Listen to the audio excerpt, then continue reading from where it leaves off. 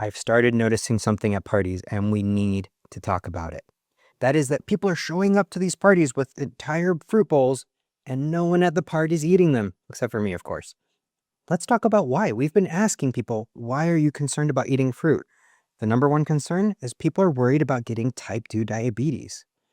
Well, there was a great study done on this. It took 7 years where they followed 500,000 people to find out what happens to the people that eat the most fruit.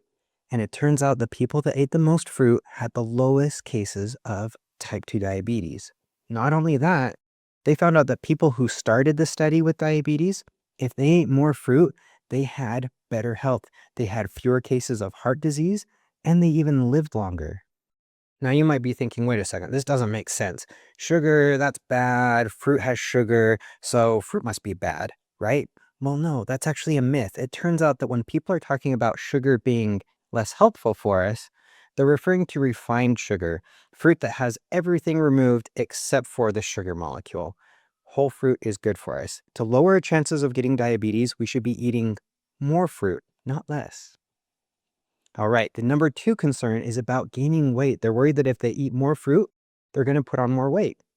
Well, there was a wonderful systematic review. In other words, there were 41 studies that these scientists looked at to say, what do all these studies say if we look at them all together? And it turns out that fruit helps us not only achieve a healthy weight, but maintain that healthy weight for the long term. These researchers concluded that it's because fruit gives us a lot of volume for very few calories. As you can see in this picture here, the fruit will fill up a stomach for 500 calories, whereas 500 calories of cheese is only a small portion of our stomach size. I have so much more to say about fruit. So if you want to know how fruit relates to cancer and dementia and health span, leave me a comment below to let me know what videos I should make next. We are evidence-based nutrition. We help people get real health outcomes through nutrition education. We are trusted by doctors, and of course, we're always backed by the science.